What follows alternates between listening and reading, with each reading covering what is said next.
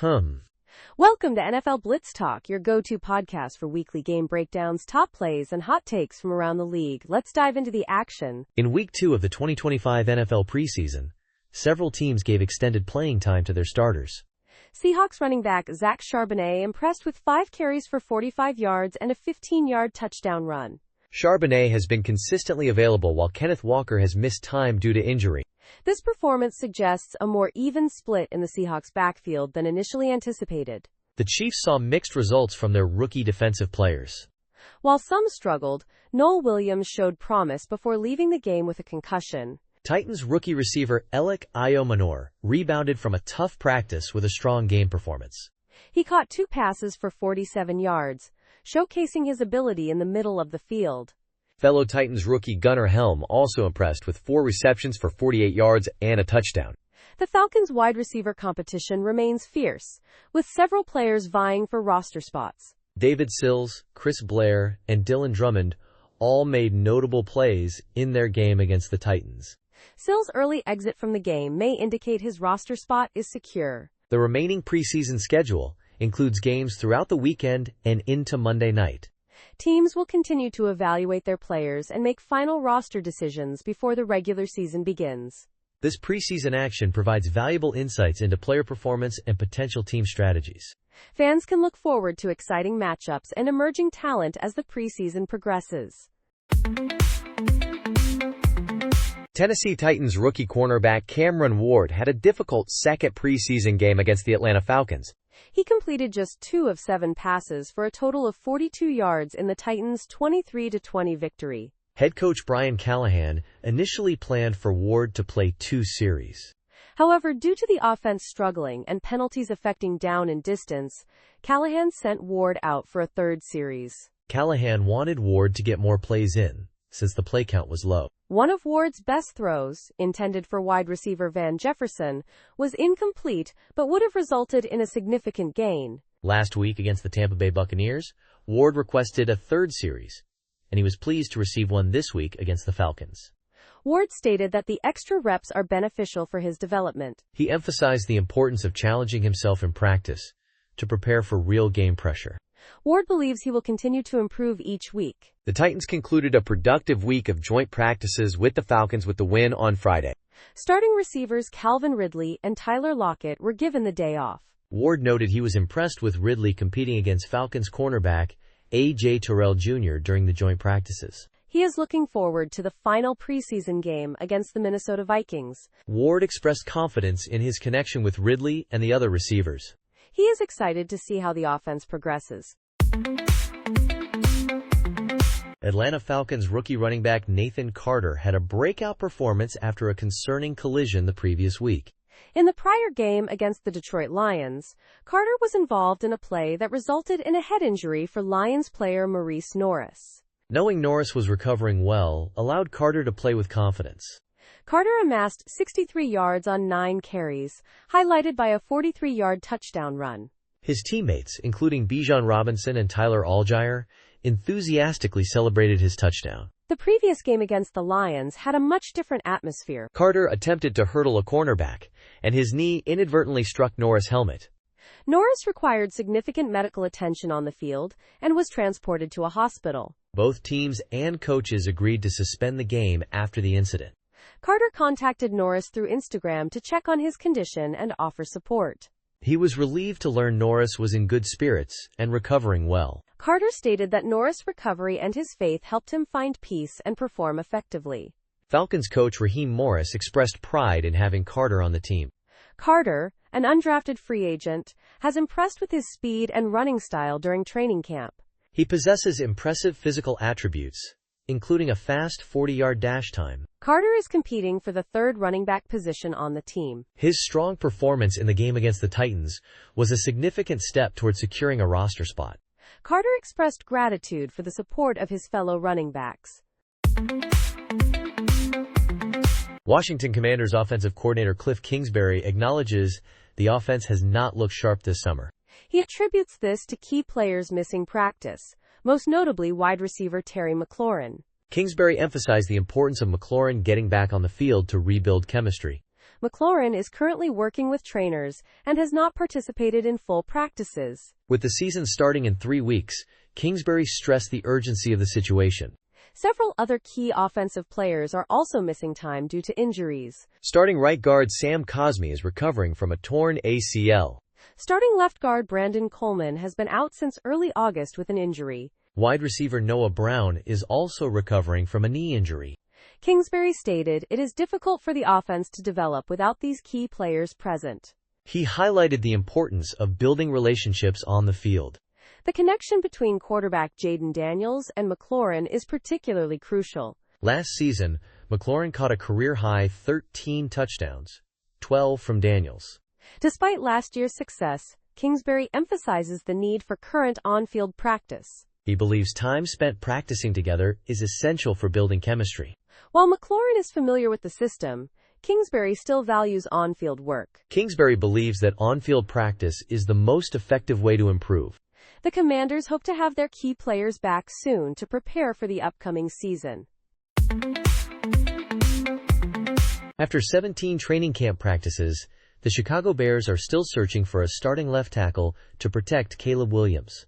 The competition began with Braxton Jones, Ozzie Trapilo, and Kieran Amegaji, but Theo Benedette has recently emerged as a contender. Coach Ben Johnson seeks clarity in the competition and wants someone to solidify their position. He acknowledges that the decision may not be final for the entire season, and reassessments might be necessary. Benedette has taken first-team reps for 3 consecutive practices, including during the 2-minute drill. Jones also received some first-team reps during a red zone session. Benedette has impressed the coaching staff with his performance on both the right and left sides.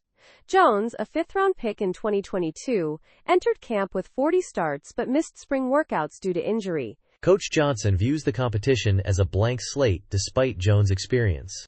Offensive line coach Dan Rauschar noted inconsistencies in Jones' performance. Trapilo, drafted 56th overall, has experience at both left and right tackle. The Bears moved Trapilo back to right tackle for cross-training purposes. Johnson highlighted the need for Trapilo to improve his play speed. Amegaji, the 4th competitor, has missed practice time due to a leg injury. His absence has hindered his progress in the competition. Johnson expressed hope for Amegaji's quick return to the mix. While multiple players will see action at left tackle during preseason, Johnson does not want a revolving door during the regular season. The Bears hope to have a clear starter established before their Week 1 game against Minnesota. A recent survey of 1988 NFL players reveals a high prevalence of chronic pain, disability, and mental health issues as they approach retirement age. Despite these health challenges, a vast majority of these former players report they would still choose to play professional football again. The ESPN and KFF survey involved 546 former players, representing about 1/3 of the league in 1988, with an average age of 62. Almost all participants reported experiencing some pain in the past 3 months, with half experiencing daily pain. 3/4 of the respondents said pain limited their work and personal activities. Cognitive decline was also prevalent, with nearly half reporting serious difficulty concentrating, remembering, or making decisions. 15% of players reported a dementia diagnosis, significantly higher than the average for men their age. Mental health issues were also prominent, with about half reporting depression in the past year. 6 in 10 players reported living with some disability, triple the rate of men their age. Black players experienced worse outcomes across the board, including physical and mental health, income, and legal interactions. While most ex-players remain engaged with the game, opinions on youth tackle football are divided. About 1/3 believe the risks outweigh the benefits before high school, and 1/4 support a ban below that level. The survey also addressed financial well-being, with some players reporting financial difficulties despite the perceived wealth associated with professional football. 1 in 5 reported delaying health care due to cost, and 4 in 10 experienced periods of being uninsured after retirement. The NFL and NFLPA responded to the survey, highlighting their efforts to support player health, wellness, and career transition. The survey provides valuable insights into the long-term effects of playing professional football and the challenges faced by former players.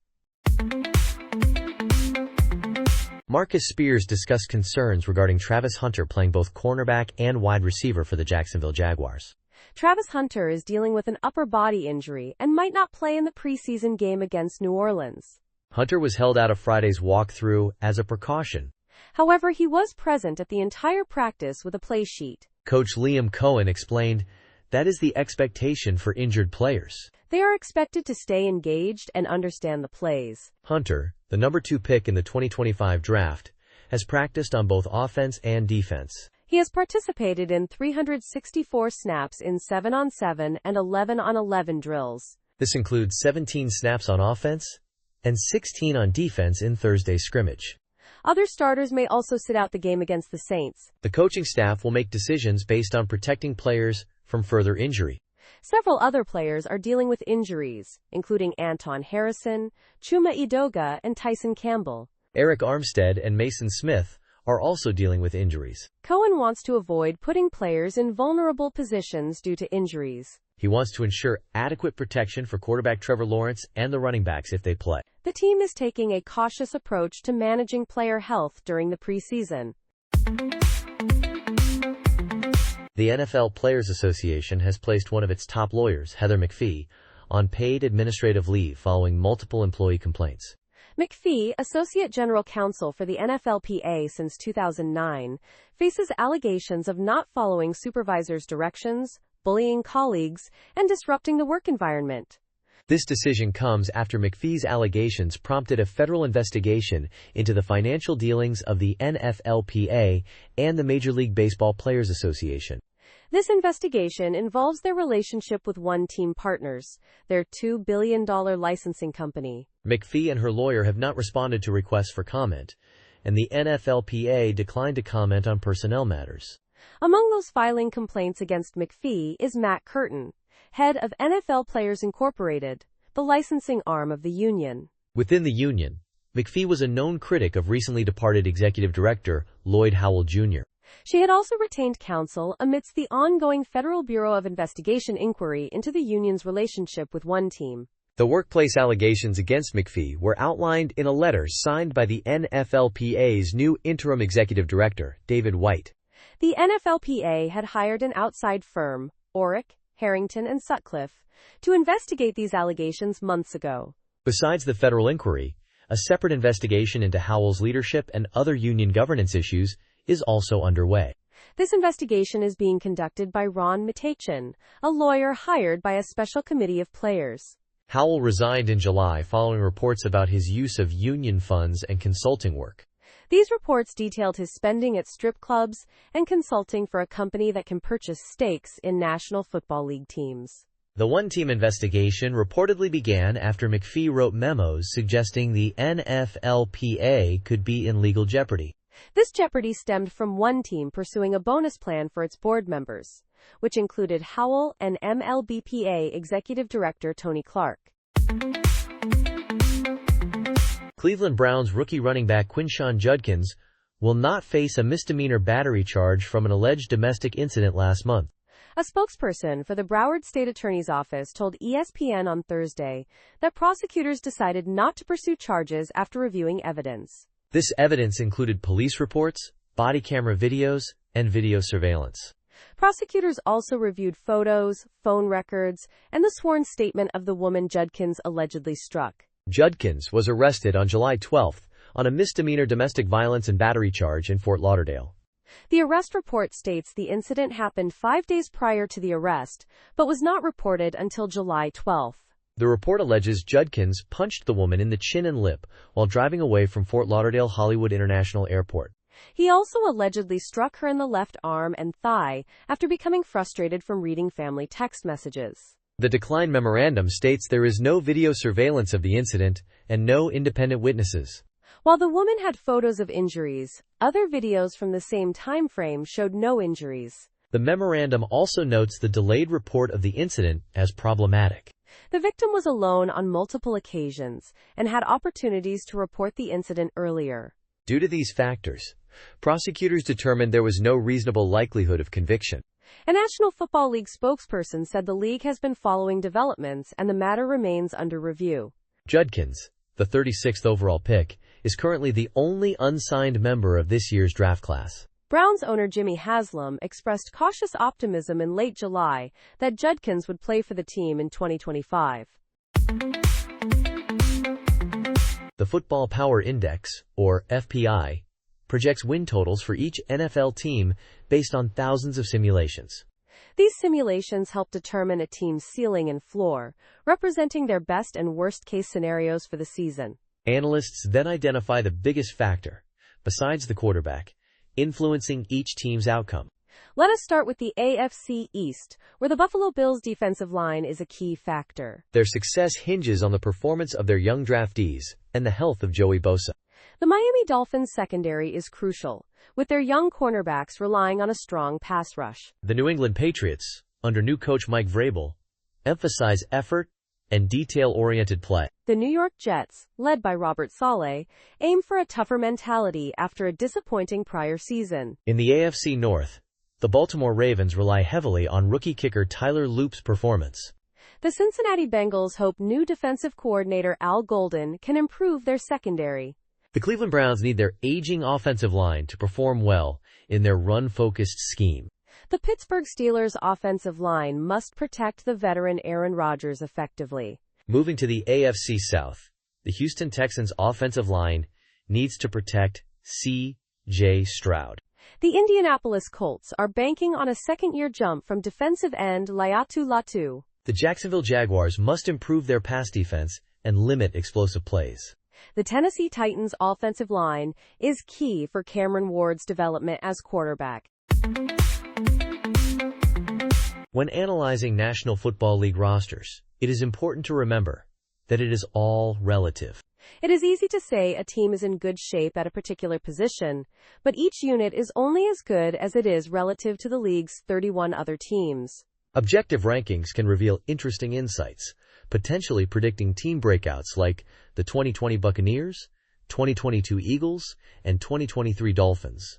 These rankings cover 10 key offensive and defensive positional groups for all 32 teams, culminating in an overall ranking weighted by positional importance. At quarterback, Lamar Jackson is ranked first due to his high quarterback rating, adjusted net yards per passing attempt, and expected points added. Jackson's consistent All-Pro performance and multiple Most Valuable Player awards solidify his top ranking. Conversely, the Saints are in rebuild mode following Derek Carr's retirement, with rookie Tyler Shough as the likely starter. The Minnesota Vikings, with new quarterback J.J. McCarthy, are a unit to watch due to the pressure of maintaining their prior season success. The Detroit Lions boast a strong running back duo in Jahmyr Gibbs and David Montgomery, leading the league in yards and touchdowns since 2023. In contrast, the Dallas Cowboys' running back situation is shaky, with Javonte Williams, Miles Sanders, and rookie Jadon Blue competing for the starting role. The Los Angeles Chargers' running back situation is also one to watch, with Najee Harris and rookie Omarion Hampton leading the revamped unit. The Cincinnati Bengals' receiving duo of Jamar Chase and T. Higgins is exceptional, with Chase achieving record-breaking receiving stats. The Las Vegas Raiders' receiving corps, led by Jacoby Myers, lacks proven depth and relies on rookie contributions. The Tampa Bay Buccaneers' receivers, while potentially top-tier, face uncertainty due to Chris Godwin's injury. ESPN and KFF partnered to survey players from the 1988 National Football League season about their life outcomes. This survey included questions about their physical and mental health, finances, families, and attitudes about football today. A key finding is that these players are more likely to experience chronic pain, disability, and cognitive decline. They are also more likely to experience depression compared to the average American man. Despite these challenges, most players reported they would still choose to play professional football again. The survey was partially inspired by Elena Gilbert, widow of former New Orleans Saints player Darren Gilbert. She contacted ESPN expressing concerns about her husband's struggles before his passing in 2022. She also expressed concern for the well-being of many of his former teammates. The 1988 Saints players value the camaraderie they built through football. However, they are also coping with the loss of several teammates and physical decline attributed to the sport. The ESPN and KFF survey was conducted between October 17th and November 30th, 2024. The survey involved a representative sample of the 1, 532 former National Football League players who played in at least one game during the 1988 season. Researchers attempted to contact players or their proxies through various methods, including mail, email, phone calls, and text messages. The final sample included interviews with 546 former players and 18 family members of deceased players. All participants were offered a $100 gift card or the option to donate to Gridiron Greats. Gridiron Greats is a charity supporting former National Football League players. The Detroit Lions have new coordinators for the 2025 season, John Morton on offense and Kelvin Shepard on defense. These changes come after their previous coordinators, Ben Johnson and Aaron Glenn, left for head coaching positions. This is a rare occurrence, with the Lions being only the fourth team since 2000 to lose both coordinators in the same offseason. Kelvin Shepard, a former NFL linebacker, has been with the Lions organization since 2021. John Morton, with extensive NFL experience, served as the Lions' senior offensive assistant in 2022. Head coach Dan Campbell expressed his satisfaction with both coordinators, praising their detail-oriented approach. Morton emphasizes recognize, communicate, and execute, a key principle for the team. Shepard focuses on the details of the defensive scheme and adapting to the opponent. Players have praised Shepard for his energy, passion, and accountability. They also appreciate his willingness to work with players and build trust. Morton is lauded for his collaborative approach and willingness to listen to his players. His offense incorporates elements from previous systems while adding his own twist. Shepard aims for the defense to play at a high level and raise the standards set in previous seasons. Morton, with his experience and the talent on offense, is expected to maintain a high-powered attack. Shepard is described as passionate and animated, keeping meetings lively and energetic.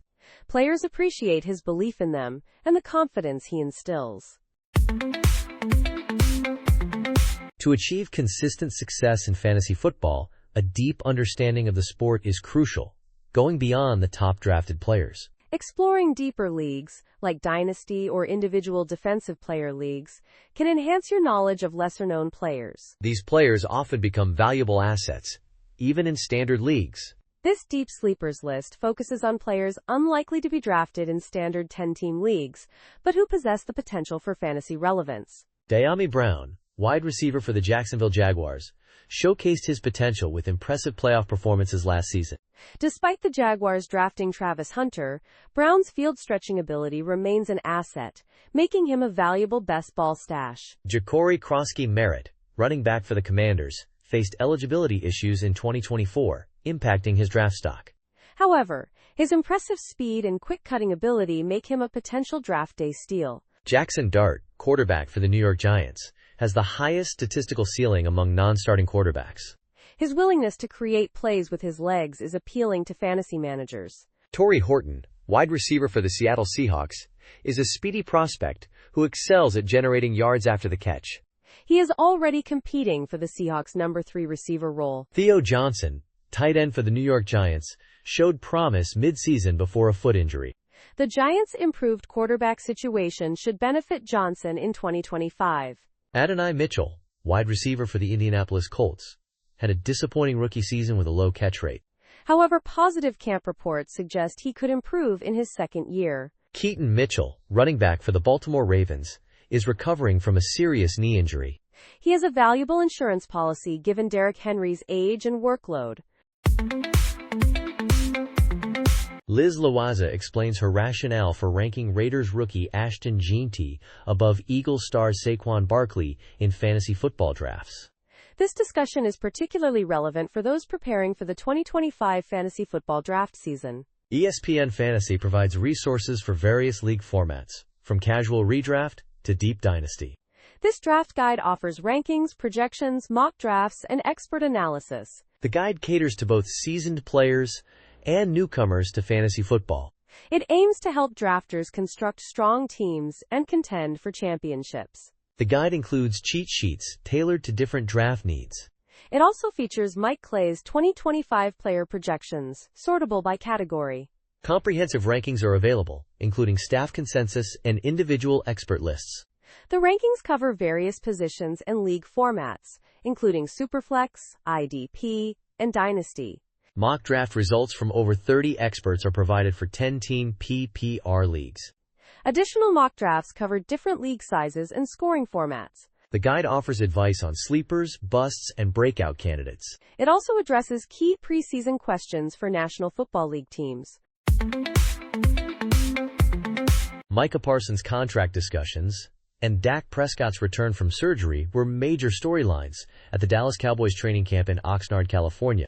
However, beyond these headlines, there were several lighthearted and unusual moments throughout the team's 26-day stay. One such moment involved a tsunami advisory issued for Ventura County after an earthquake off Russia's coast. Offensive coordinator Brian Schottenheimer admitted to some concern, but after contacting security, he was reassured and able to rest. Cornerback Kaiir Elam celebrated an interception by lifting a young fan over his head, reminiscent of a scene from The Lion King. Elam joked that reaching the child was more difficult than making the interception. The Cowboys coaching staff used skits and music to energize players before practices. One skit involved a boxing routine, surfing impersonations, and even a mock dunk contest. Backup quarterback Joe Milton surprised many with his ability to perform a backflip. Milton explained that he learned the skill as a child, motivated by his father's promise of ice cream. The music selection at practice usually reflects the players' preferences, but one day, the Pointer Sisters song Slow Hand played. Brian Schottenheimer confirmed it was not his choice, hinting it came from someone very high up in the organization. It was later revealed that the song was requested by none other than Cowboys owner and general manager Jerry Jones. These anecdotes offer a glimpse into the lighter side of the Cowboys training camp. From tsunami advisories to Simba celebrations and unexpected musical choices, the Oxnard camp provided plenty of memorable moments. The team is now back in Texas, preparing for their preseason game against the Baltimore Ravens. They will finalize their 53-man roster on August 26th.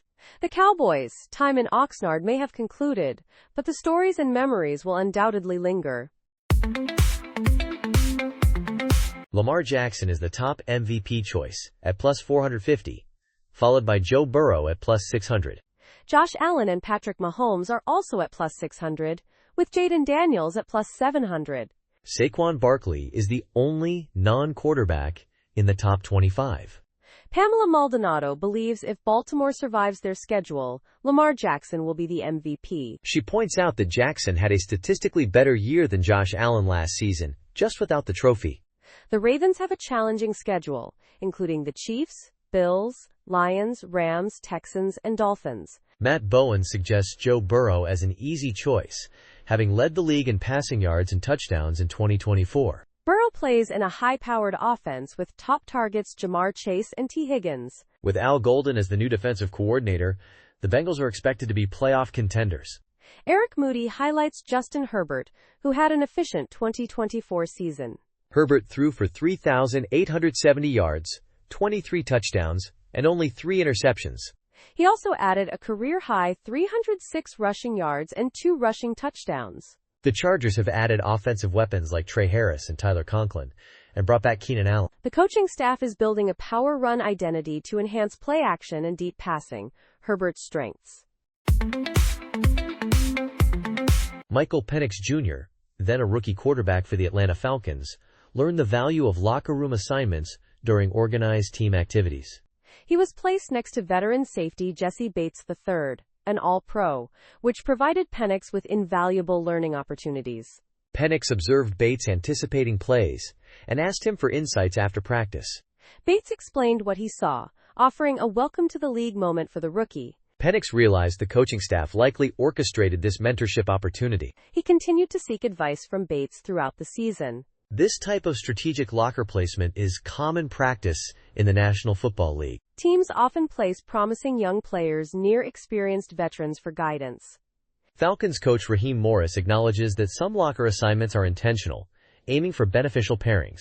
He paired rookie edge rusher James Pierce Jr. with veteran cornerback A.J. Terrell Jr., based on their similar quiet demeanors. Los Angeles Rams rookie Puka Nacua was placed next to veteran Rob Havenstein. Nakawa showed respect by bringing Havenstein towels, while also learning from him. Rams defensive end Braden Fisk benefited from being near established players like Matthew Stafford and Cooper Kupp. This area in the Rams locker room is nicknamed the suburbs due to its veteran presence.